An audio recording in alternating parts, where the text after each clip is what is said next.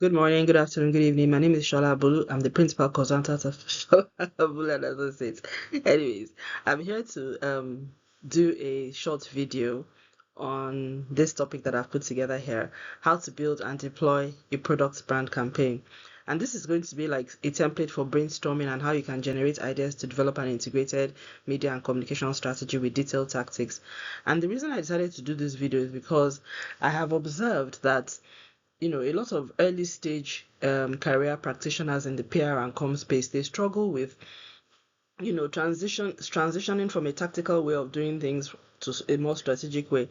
And I realized that the reason for this is because from the get-go, nobody's really coaching and mentoring and showing how to build structure even into your tactics. So by the time you now get to further down the line in your career and your management is expecting you to be more strategic, to be more structured, it's now very, very difficult because you've always just done things based on mishmash. Let's do this, let's do that, how about this, how about that, this people did this, let's copy it.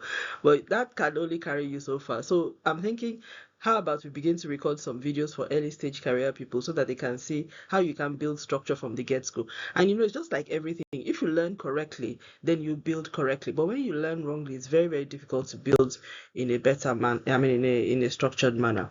So moving on in terms of how this is going to go. So if you're going to do a product brand campaign, and I hope you understand what I mean by a product brand campaign, this means a campaign that is focused on either something around a brand of some sort, retail brand, it can be, whatever it may be. That's, you're focused on doing that. If that is something that that you're really like involved in and all of that. So this is about helping you sort of like put that structure around it. So product, whatever products, tech products, non-tech products, whatever it may be.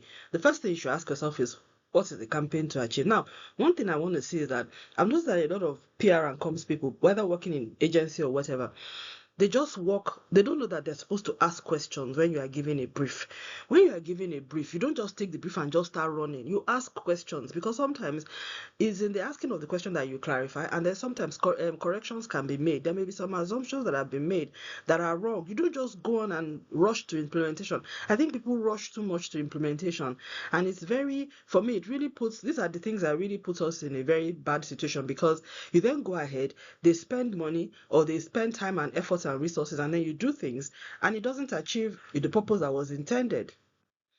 And then there's a lot of dissatisfaction, along the line, and then it's looking like, oh, you don't know what you're doing, or this comes to, so it's bad for you, as it's bad for your career, it's bad for you, and it's also bad for the professional as a whole. So this is the first question you should ask. If you do not get a sense of it, what is the campaign supposed to achieve? Who is it targeted at? Who is the key audience? What does that buyer, what's the persona? If there is no buyer persona given to you, there rarely ever is. You have to draw it yourself. So what's the profile of the person? What's their age? Where are they from? What's the demographics? Where do they live? What are their user habits in terms of the media platforms? Are they Twitter people? Are they Instagram people? Are they Facebook people? Snapchat or whatever, TikTok, yeah, which is the thing now. What's their income level? Are they students? Are they working? What stage of their career are they? Because all of that matters in terms of how you'll engage with them, the way you talk to them, the kind of, the language, the tone, the content, the messaging, all of that. And it helps you. Following that approach helps you to be very, how would I say, it limits, you don't have to start thinking too much because once you already know that, okay, I'm talking to a female or I'm talking to a man, even in terms of the content, the images you select, you choose whether you should use a young woman or a young man or an older person, or you're using a family or boys and girls or children. Is the setting going to be in a school if I'm using images? So once you've done the buyer persona, it's very easy. What kind of clothing are they going to be wearing? Are they going to be wearing casual? Are they going to be formally dressed? Is it going to be an office location? Is it a marketplace? When you've done your homework there, your message, your image selection is already done for you. And that's why I'm somebody that always work from strategy, because strategy makes the plan easy. Why a lot of people struggle with developing the plans for the campaign is because you have no strategy. You have no strategy whatsoever. I mean, I remember recently I had it's not a campaign, but I had an event, for my mom's funeral. And the vision I had was that I had a vision in my mind of how I wanted the entire ceremony to be. I started off from that vision, and that was what we implemented. So even when the event planners were coming with ideas that did not align with that vision, I was very assertive. I want to use the word aggressive, saying no, because there was a vision. But if I didn't have a vision, everything they suggested to me, I would have put it there. And it would have ended up not being our event. It would have ended up being their event or somebody else's event. But at the end of the day, because that vision was there and we had written it down. Every other thing that came up, every suggestion, it was so easy to decide yes to this, no to this, maybe, perhaps, if you know. But the no's were very clear, and I kept on making it very clear to them. And there was always that tension where they were, Anyway, let's not go into that. But you understand what I'm trying to say. So this is very important. And then in the messaging, what do you want the people to know? You know, whoever the message that is coming through for your campaign, every campaign has a message. Whether it is that, this is a good brand or this is what this brand does. There are things you want them to know. So there's information you need to pass across. And you have to make sure you pass that message across either in your content, experientially, whatever, however, there's a message, but it has to be written down. And if there are 3 or 4 points in that messaging, it needs to be written down at this stage, in this products in the campaign strategy building place. How do you want people to feel? This is very important. How do you want people to feel about this brand, about this campaign? Do they want to feel like, oh, this is for me, this is for my age group, this is for my, I would use this would help my work, this will help my family, this will help my child, this will help my life. How do you want them to feel? Because feelings are important. If I don't feel something is for me, for me, I'm very much a feelings driven person. So no matter how much information you give me, if I don't feel right about it, I'm not going to go ahead. And many of us are like that. So what do you need them to do? In other words, if you're saying go to this website, enroll for this workshop, or attend this session, or we're inviting you to this webinar, or come and watch us on YouTube, there must be a call to action. So all of that will be built into your campaign messaging. And if you have this written as a strategy from the beginning, all of the assets that you're going to be creating, you'll be making sure that know, that feel, and do is there in the social media posts. If it's not in the images, if it's not in the graphic post, you are putting it in the caption, in the videos you're creating, you are putting all of that there. But if you had not written it from the beginning, you're going to be, I see people struggling with working from the back. I'm like, how do you even do this? It's like, do you understand? So you're all over the place. At the end of the day, we don't even know what you are trying to achieve. And this applies also if you are going for conferences and exhibitions. If you don't do this from the get-go, you will struggle. Do you understand what I'm saying? You really struggle. Again, you then need to know, next to that, you now need to know what is the campaign strategy. In other words, you're not going to begin to flesh it out. What is the theme of that campaign? If it's a product, of course, there should be a theme. It's either this one for life, or this for growth, or this for development, whatever it is. Then what are the assets that you need to create? What exactly is the spectrum of assets that you need to create? Are there going to be, what are the visual assets? What are the editorial assets? And platform assets, Instagram assets? I'm a firm believer in creating specific assets for specific platforms, and not just because I believe in it, but because I've seen the value. Recently I had an experience whereby we were writing articles for our website, and then we were then copying and pasting the articles into LinkedIn. I kid you not, this is what I'm about to say is really scary, because I found out that every time we did that copy and paste approach into LinkedIn, those articles they didn't resonate. But every time I open a LinkedIn page and I write afresh on LinkedIn, the response is different. Now, it is either the algorithm is noticing that I'm copying and pasting, and is prioritizing those things that you write. But even it's not just about algorithm, it's about not just the way people see it, but the response, the engagement, the comments. So I've now decided that from now we're going to be writing straight into the article for LinkedIn, because I think there is something about that process. It may be algorithm driven, but it seems like the people engaging with the content know when you wrote this thing for LinkedIn as opposed to when you did not. So I believe in, when you're creating your assets, create assets for Facebook. It's the same, it may be the same message, and all of that, but customize for each platform separately, because the audiences are different. That's what I found. Again, for us, even on LinkedIn, when we have two different pages on LinkedIn, I find out that I can't the even though it's the same things we're sharing, but the audiences on those two pages are different. So we have to tailor the content, and you will see that what we do on the LinkedIn learning page for SNA is different from what we do on the LinkedIn main corporate page is completely different. And like I said, it's over time that we've learned that. So what's the campaign idea? What's that campaign really trying to pass across? That idea must be communicated. Otherwise, again, you're just going to be doing things and nobody will come out of it not really knowing, okay, were they launching a new brand? What did they, was it just information? Are they telling us, there has to be an idea. We're now open for business. This is where you can get us. This is what we can do. Sign up now. That has to be very clear. So you have to think again about the platforms. Are they going to be social media? Is it going to be print media? And are you going to have events? Will they be in person? Will there be special events? Will there be third-party events that you will show up at? That kind of thing. And then what is going to be who is going to be the voice of your campaign? Is it going to be somebody within your organization? Are you going to use influencer, company spokesperson? These are all the things that you need to think about. And this is your strategy coming to life, to be honest. I mean, when people come to me every time and they say, how do they've told me to do something for a strategy, how do I start? I'm like, these outlines are everywhere. On our pages, we have this. I'm saying the same thing over and over in different ways. All you need to do is watch one of these videos and open your Word document and then start answering those questions. Any question you cannot answer by yourself, go and ask your boss or whoever, and you get the answers to those questions. Or whoever the campaign sponsor is. Anybody that is sponsoring, that campaign should be able to provide some of these answers for you. And then you think about the content strategy. Of course, you'll be bringing your communications expertise as well. So you now think about your format, video. What's the video? Are you going to do short form, 30-second videos, moving images, GIFs, slideshows, that kind of thing, audio? Is it going to be experiential? Are you going to have digital screens in your activation sites, and all of that, touch screen? Is it be very visual? Is it going to be immersive? Are you using social media or traditional media?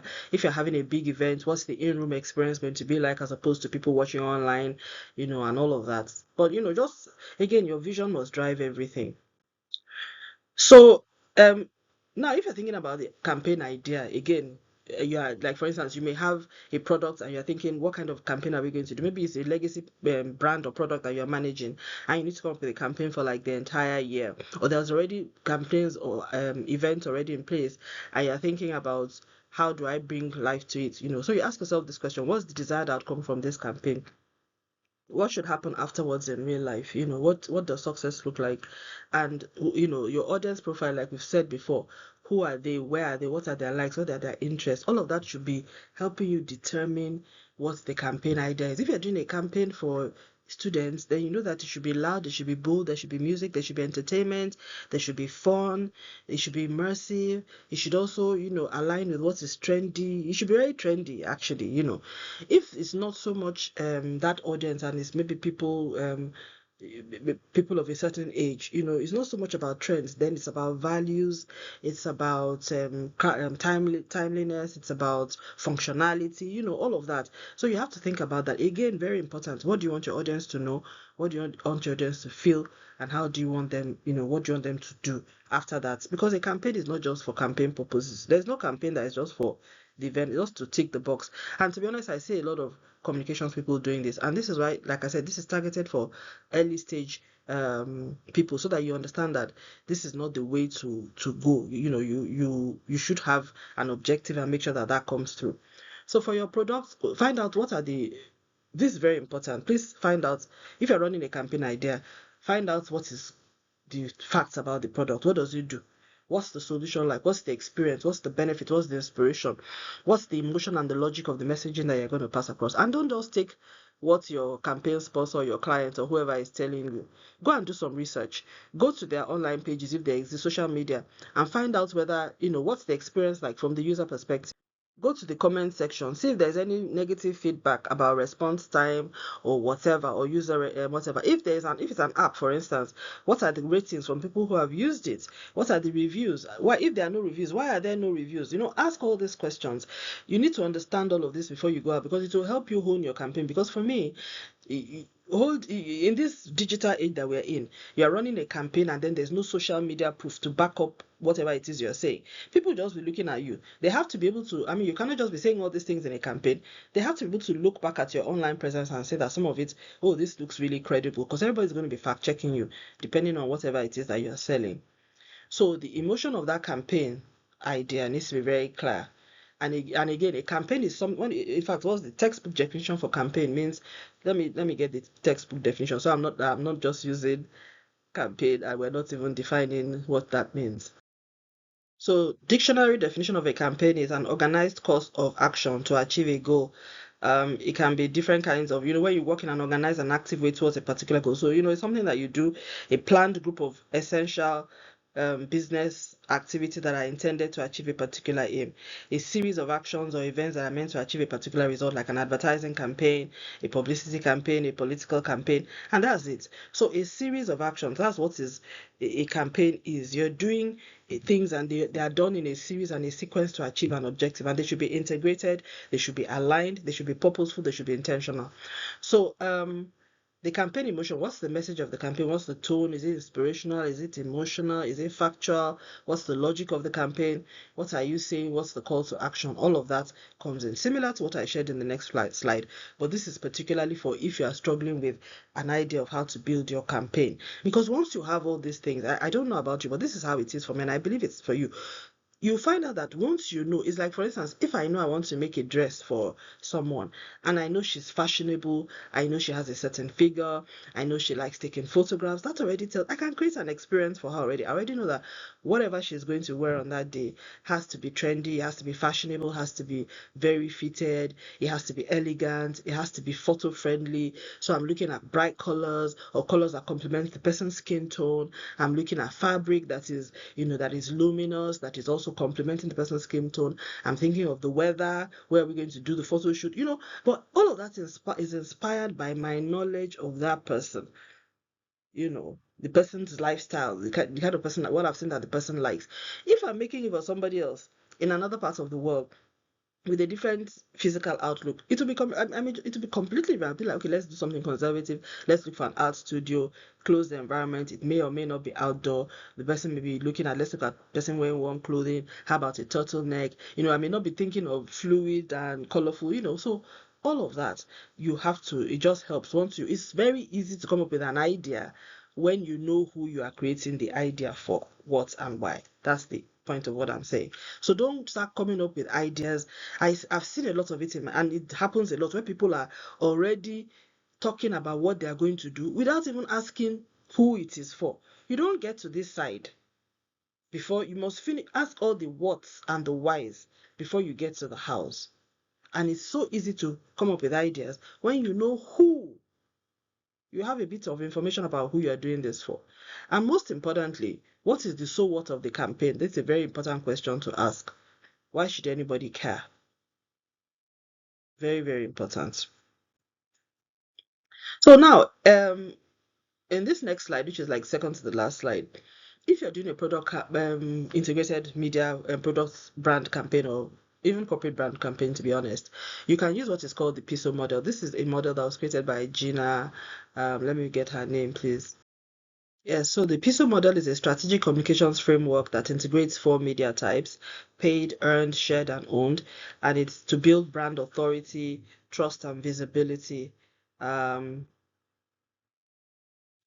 so it was developed by Gina Dietrich, and it's really about just looking at the four media types: paid media, earned media, shared and owned media. And the way paid media is really about your sponsored ads, wherever social media, outdoor, however that works. So for every campaign, you need to think about, am I going to be using sponsored ads? How many sponsored ads? Again, don't just decide to just do sponsored ads for no reason. It must meet your objectives. We run a lot of campaigns in SA that we use 100% organic. We're not doing any paid. Recently now we do a bit of paid, but sponsor. But it has to be something that delivers value. And there's a whole lot about even choosing, making sure you push out your assets organically first, see what does well before you then begin to put money behind it. There are so many things that have to go about that. Sometimes you don't have the time to check, but I kid you not, don't waste a lot of money on on assets that will not even go far. But these are things you will learn with time. So shared media is what you share from your social media content, organic and on your pages. And earned media is what, when people talk well, when you generate conversation on what you're doing and people just on their own just decide to start writing or commenting or reposting, that's earned media. Most of the time, if you do content that is really engaging and catches people, there will be a lot of earned media. And that earned media actually has higher value than the one that you pay for, because that one is like third party validation and people are really looking at it like, wow, this is really, really catching on. And if you're doing a product brand activation, like maybe launching a new app or something that you want people to use, the more of earned media coverage that you can get, organic one, not the one that you are paying influencers to trend on your pages like some people do in my part of the world, but I mean the real organic one. That's very good. I mean, and we've seen this play out a lot in Nigeria, where recently there was this cafe house somewhere in Lagos that somebody went there and came back and did a screenshot and be like, oh my goodness, I discovered this cafe in Lagos, and this, see how, I just, these are the products I ate, and see what, this is how much it cost.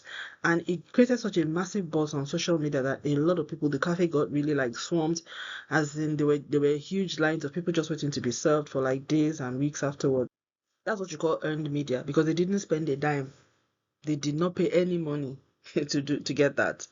But it was their services that got that for them. For some people, it was, promotion that will get that for them. But if you're running a good campaign or you have a good brand strategy, you should be getting earned media. If nobody is talking about you on any platform, you're not doing something well. So these are the ways in which people can measure the impact of your campaign. And earned media, you can use some tools that can help you check all of these things. Brand24 is very good for this. I think I'll do a separate video when I talk a little bit about measurements and metrics, but let's start with this one first. So this is shared media, is what you put on your social media pages.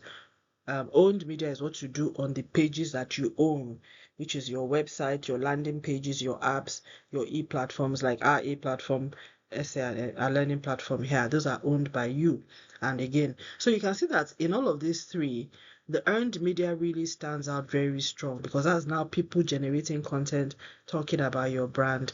And I think that we don't spend as much time. Why I like the PESO model is that it enables you to see that the cycle of media opportunities that are available to you. And that's why you talk about an integrated plan. So if you're drawing up a plan for a product campaign, develop a table, 4 tables, and say paid media.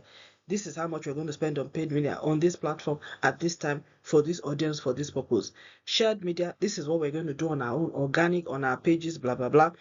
Owned media, this is what we're going to do on our website. So you cover all the, and then you now think about, this earned media. You cannot plan for earned media, but what you can do is you then know that that's part of what you're going to be monitoring, and you'll be telling, when you're reporting and you're doing your reporting, you're saying all of this that we achieved, we spent here and here.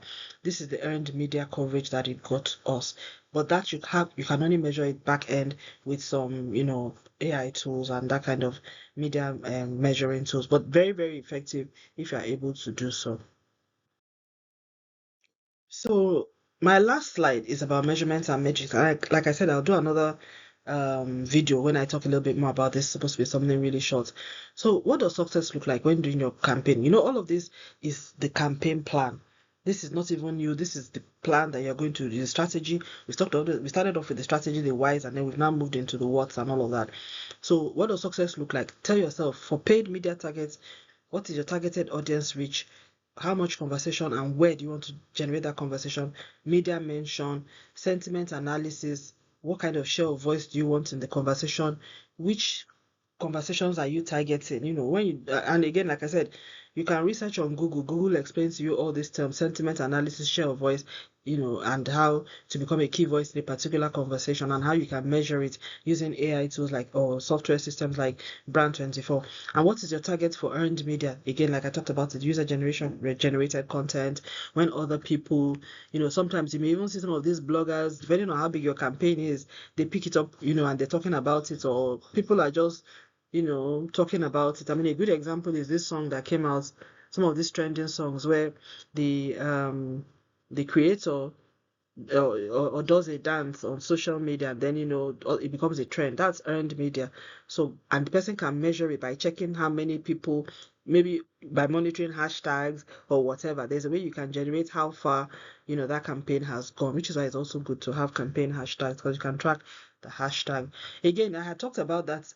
I didn't mention that it's always good for every campaign for you to have keywords that you're going to be monitoring, because if you don't have those keywords, it then becomes difficult for you to sort of like monitor them as they go along. So always do that so that you can then monitor it with those backend tools. Because for every AI tool that does media monitoring, they will ask you what are the keywords. But if you didn't have any keywords for your brand, so if it was a product brand activation, let there be some keywords. You can say, let's assume the name of the brand is Emeritus.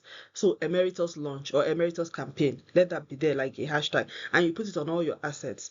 It'll be very easy for you to track. And then there must be some keywords in your business area. So you say Emeritus. Let's assume it's it's a smartphone or a smart TV. So you're saying Emeritus campaign, smartphone technology or smart TV technology. So what you're going to be tracking is how much Emeritus TV was featuring in the conversation around smart televisions or smart phones.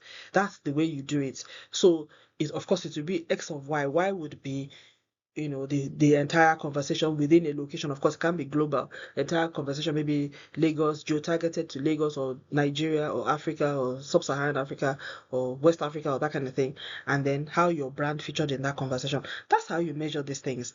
And you see, it's important that you understand this.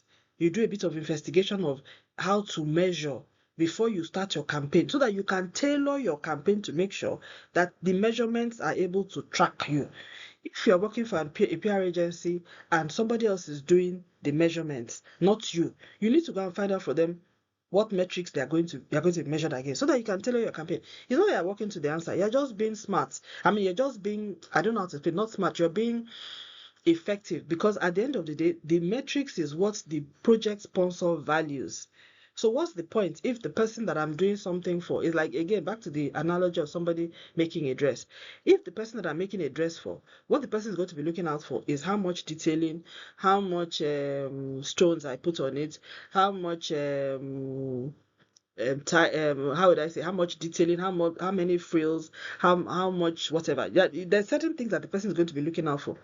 I had better know what those things are so that I make sure that as I'm making the dress, I'm not doing it the way I want or the way I think, but I'm bearing it in mind that she's going to be on the lookout for the beading, she's going to be on lookout for the stones, she's going to be on the lookout for the attention to details, she's going to be on the lookout for how shiny the dress is, how voluminous, she's going to be very concerned about the length, the waist, the fit. So those are the things I'll pay attention to. But if I don't know what those performance metrics are, then I will just sew a dress, not worry too much about the bidding. Maybe my attention to detail will be in another area that is not of value to the client or to the customer. So in this case, that's what I mean by make sure you know you are measuring what matters to the sponsor. Agree the targets upfront, and then you tailor your campaign to deliver the results. So at the end of the day, of course, you will give your advice, and this is, I mean, well, if you're early stage, you may not really know much, but when you get to the point where you've done this 1 or 2 times, you should be able to say, well, we did this once and this was the experience we had. It was negative or positive. I don't think this is applicable to your brand. If they still say go ahead or whatever, you still do it. But at least you've had your say. And if it turns out well, oh well and good, that's another learning. But if it then turns out that you were right, then that even gives you some confidence about your capabilities and some credibility in the space that you play. So that's it for now. I would really like your comments on this video. I hope this has been useful for you.